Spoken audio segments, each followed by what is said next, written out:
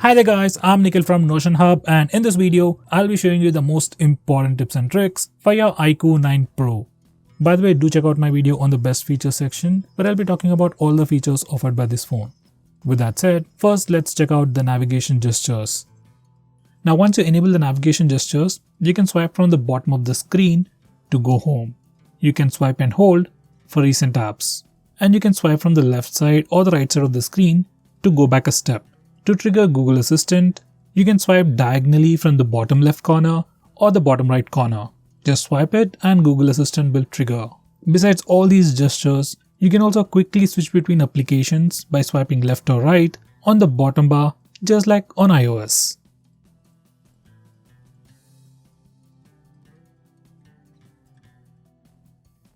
Next we have split screen mode. Now split screen mode allows you to use two applications at the same time. And there are multiple ways to open or start split screen mode. First we can do it from the recent apps page. Just go to the recent apps page and click on the app icon and select open split screen mode. Then the current application will open up in the top window. Then you can select the secondary application from the list below, or you can go to the home screen and then select the secondary application. Another way to start split screen mode is from the notification toggles. Just go to the notification toggles and click on split screen and you'll enter the split screen mode. The third way is using a gesture.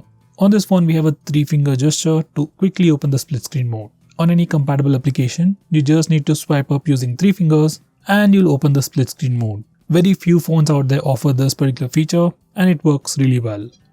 Next, I'm going to show you different ways to take screenshots on your phone. First way is using the buttons. You can just press the volume down and power button both at the same time to take a screenshot.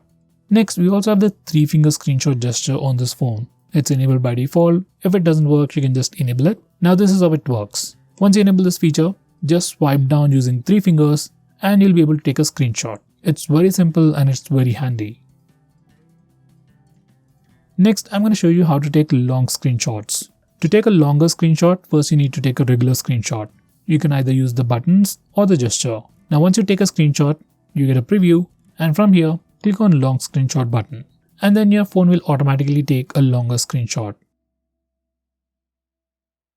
Next we have Nearby Share. Now this feature allows you to share files between different Android devices over Wi-Fi. Almost all the Android phones these days come with Nearby Share. First you need to enable Nearby Share on both phones. On your phone, set visibility mode to everyone or contacts. If you're sharing files with someone new, then set visibility to everyone. It'll automatically change to contacts after some time. Now once you're done that, select the files that you want to share and click on the share button. You'll see all the nearby devices on the share menu and just click on the nearby device to quickly share those files over Wi-Fi to the other Android device. Now this feature is just like the Share It app, but it's an inbuilt feature that comes on all the latest Android phones.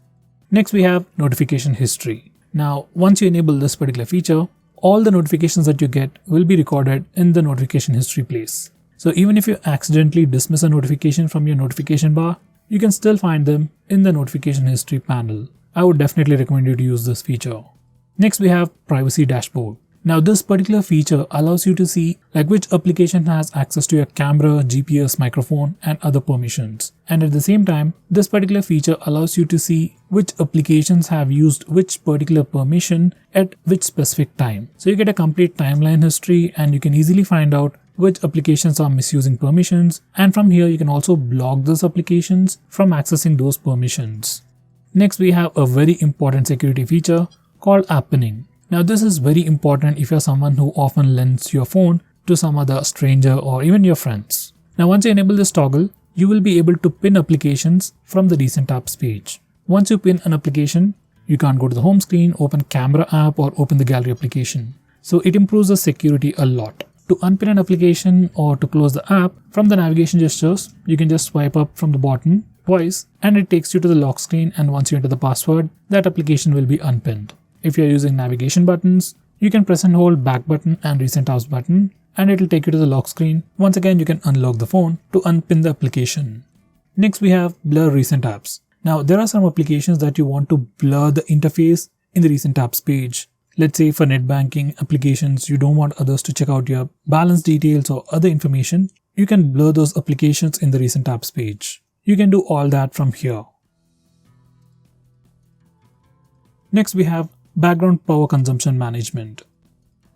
Now on this phone, apps get killed automatically like most of the time. For some reason, if you don't want some specific applications to be killed automatically, then you can do that from here. Just go to settings, select the individual application and select do not restrict background power usage. Once you do that, this application will not be killed automatically in the background or whenever you lock your phone. Next, we have a quick shortcut to rotate photos. Normally on other phones, if you want to rotate a photo, you have to select the photo, go to edit and then rotate. But on this phone, on the default albums application, you can just select the photo, open it up and then put 2 fingers on the screen and rotate them manually, clockwise or anti-clockwise to rotate that image. It's a really useful shortcut and I wish others implement this feature as well. Next, we have some brand new photo editing options on this phone.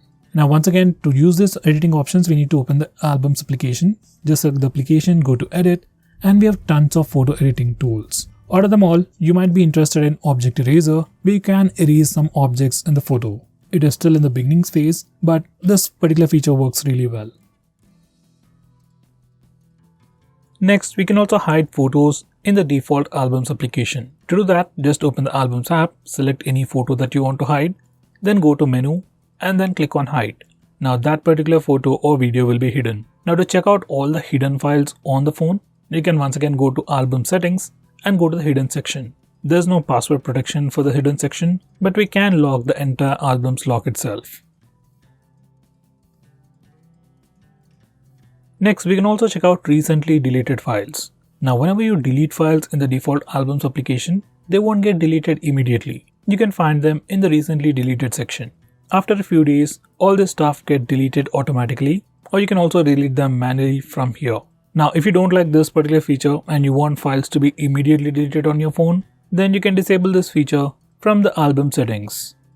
Next, we have video editing options. Now, this is one of the few phones out there which actually gives us video editing options directly on our phone without installing any third-party applications. If you're a YouTuber or someone who just wants to create some smaller videos directly on your phone, then this can help you a lot. Once again, go to your albums application, select the video, go to edit, and from here, you can actually edit this particular video. You can crop the footage, split it, add extra music track, and do a lot more directly on your phone.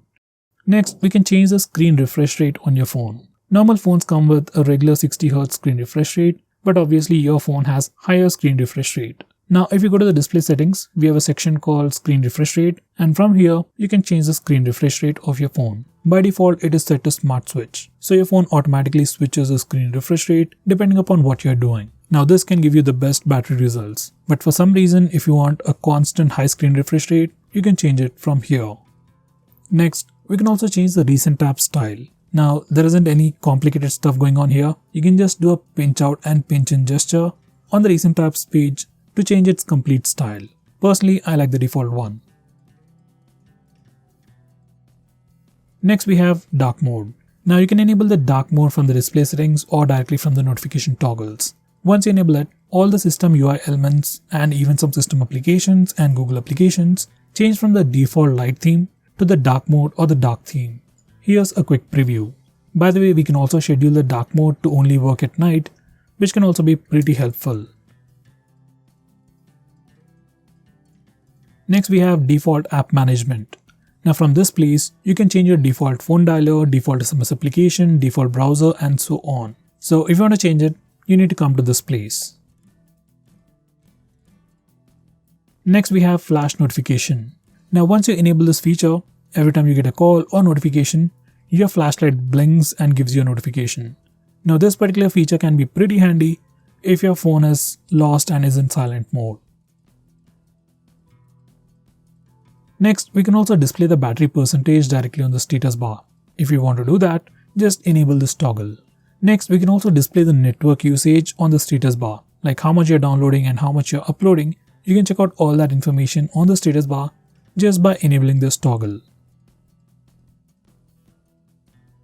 Next, I'm going to show you how to disable the lock screen carousel or the lock screen poster. Now, on your phone, whenever you go to the lock screen, do you see a different wallpaper every time? If you don't like this particular feature, you need to disable the lock screen carousel or the lock screen poster from the lock screen settings. And this is how you can do it. Just disable the toggle to have a static lock screen wallpaper. Next, I'm going to show you another important security feature. Once you enable this feature, let's say you lost your phone or just misplaced it, then no one will be able to completely shut it down from the lock screen. To turn it off, you need to unlock the phone and then only you can restart the phone or shut it off. Once again, it's a very important security feature and I would recommend you to enable it. So guys, these are the most important tips and tricks for your phone. If I missed out on anything important, do let me know by commenting below this video. With that said, this is Nikhil signing off.